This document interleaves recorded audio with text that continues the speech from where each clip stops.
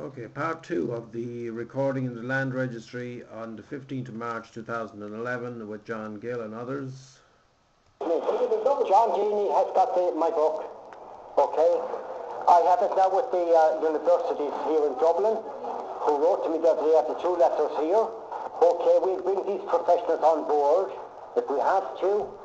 This issue is not going to go away. You have registered my property on false and fraudulent documentations to Inda and Carmel O'Connor through Care and Company solicitors in Innocent. And the office here is well aware of that fact. On the 26th of November, a lady who can't be with us today but will be back in a few weeks from Toronto, you know where she's Ellen. And she sent an email here to this office yesterday. She will be here in a few weeks. On that day, John Gini accepted a copy of that book. And look at that has been sent to many universities, especially in Canada, in Toronto, and they're very interested to get more cases, and I'm going to prepare more cases from these people to show, as you know yourself, our country is sinking under corruption. Our country is buried sinking under corruption.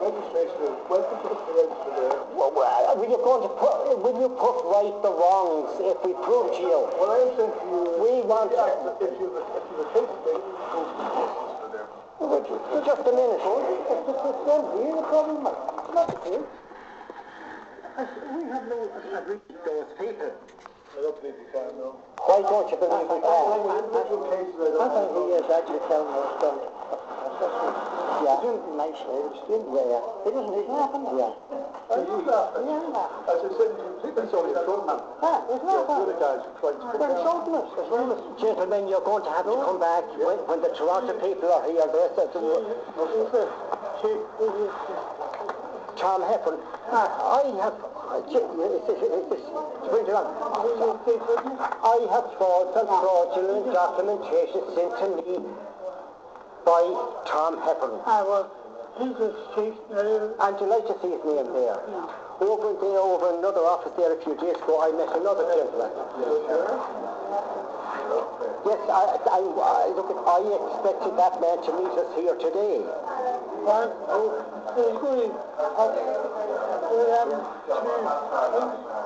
There's a gentleman in West Cork who unfortunately couldn't be with us today, like as happened with this gentleman.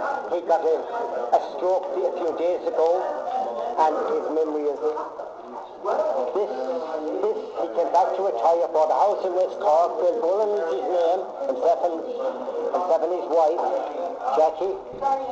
And it is appalling the way you treat that those people, the legal people, we have now traced it to those people, and we are going to continue until those people decide that they will meet with us and put right the wrongs. Can you take note of what we're saying? Because we are recording all this, and your name is? Frank Brogan. We're speaking to Frank Brogan today. This is all recorded, okay? And you are not there, you are not prepared to go to those solicitors and barristers, the legal people, and advise them that we want a nearly meeting to discuss and to show them the proof of what they have done to us. Unanswerable. Well,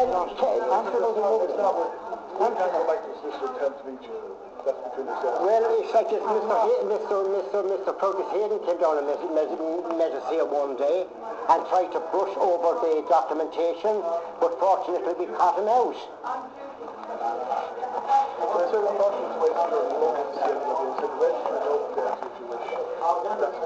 Well, it's like this. We will try and do what we have to do.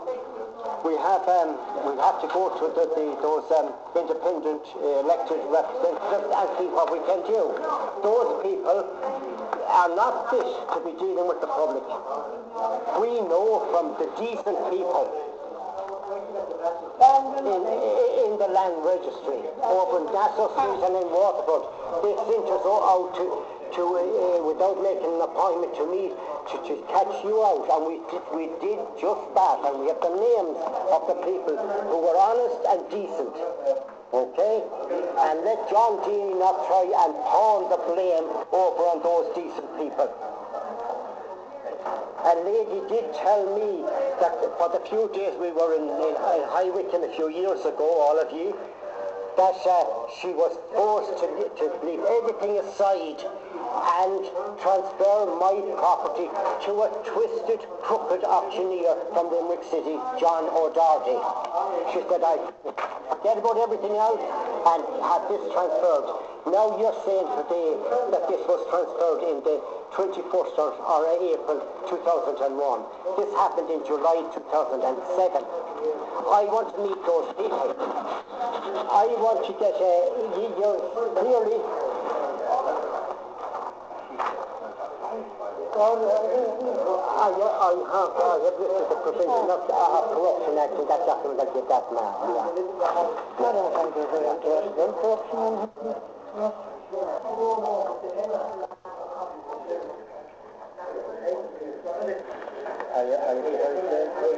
You see what we're up against since you down here, you are the... We want to... I want to ask you a question. Are you prepared to give us, to arrange for a meeting with John Deany, Tom Heffern, and all of those people who I've named on the website? Any or all of them?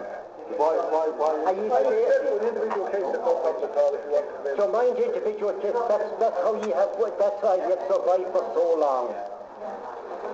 That's why our country is sunk in the depths of corruption. There's no point in getting over. That's the situation. We want an appointment. Those people are upstairs. You can write us for an appointment and reply. That's fair enough. We have already done that.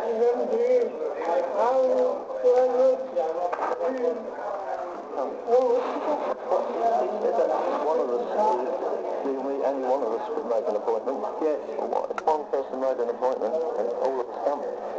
No, that when you that the one people, the ones who want to hear what you're talking about. No, the ones. No. We clearly want an appointment because I'm not in a position to give you an appointment. But you're in a position to refuse it. You're not in a position to give us an appointment. Who told you to refuse it? Who gave you permission to...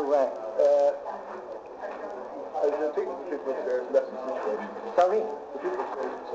The people of names. We want a name. Mr. Deany. Yeah. So that's it. He's afraid to come down. Yeah. He's not afraid to come down. He's afraid to come down. He is scared. You're not afraid. You have to... You know, and John Deany knows, and so does Tom Heffern and many more, that I have listed on the website. Know too well that you're caught out. You're caught out in the false registration of property, knowing full well that the property is stolen. Everybody else is wrong. The whole country is wrong. Well, the next time we come back, we'll not have to.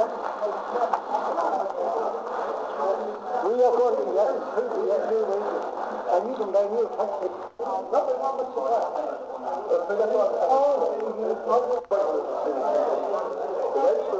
That's it. That's all I can word in your own language what an appointment means. Get a pen there and word in your language. You have no intention, no. Have you any intention to go up and telling those people that they have stolen property on false and fraudulent documentation? Forged documents. I don't know what you said, but the wedding there. So I'm afraid I can't get more time. Your time's too precious to ignore the fact that you got your hand. Your register is corrupt. Your register is falsified.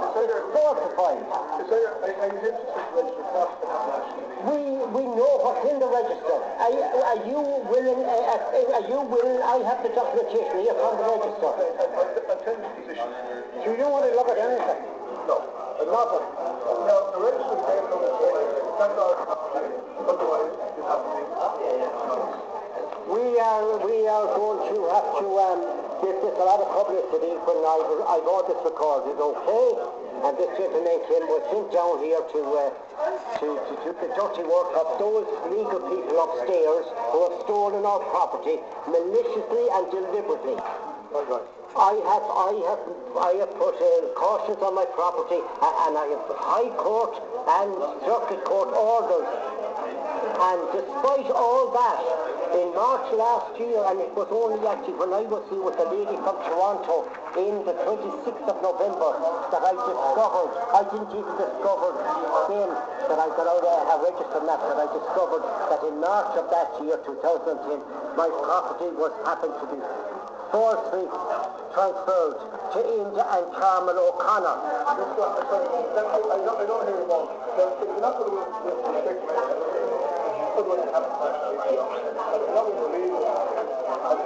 We have instructed the Gardaí that there will be calls to remove us.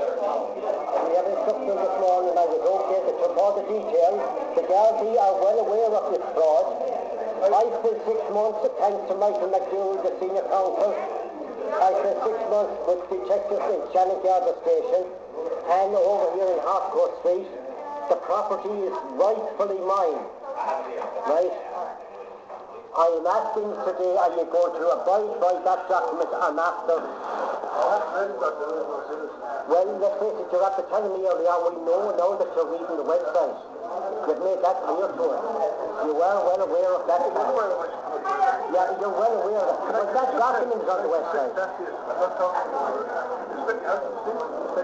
Yeah, so you're not willing to face the truth of the fact. You're not willing to tell the truth.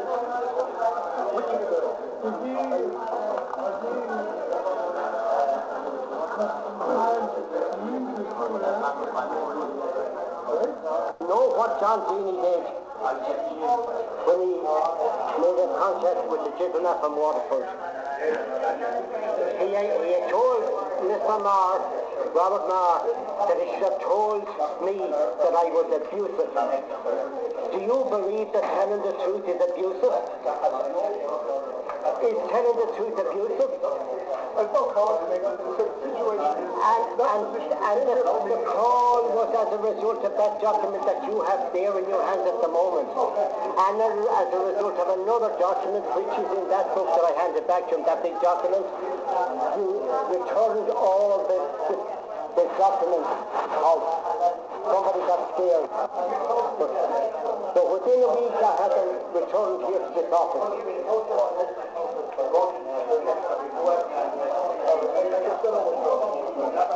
You are now refusing to deal with our problems. You're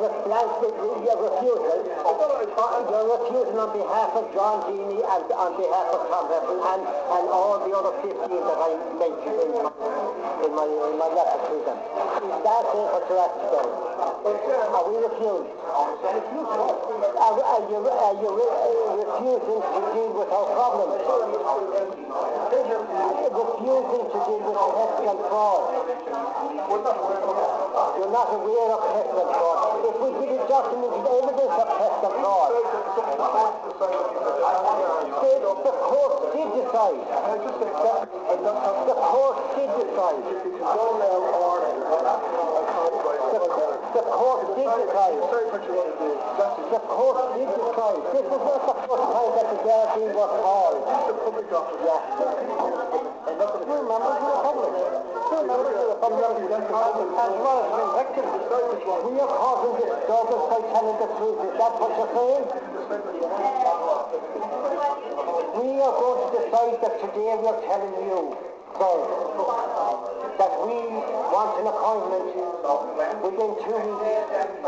And that's the one with John Deany, with the legal people, not with you, to give us that we are today want an appointment within 2 weeks with the legal people in the situation is that as of now we'll have an appointment within 2 weeks. Is that right? not the second one. Are you going upstairs now and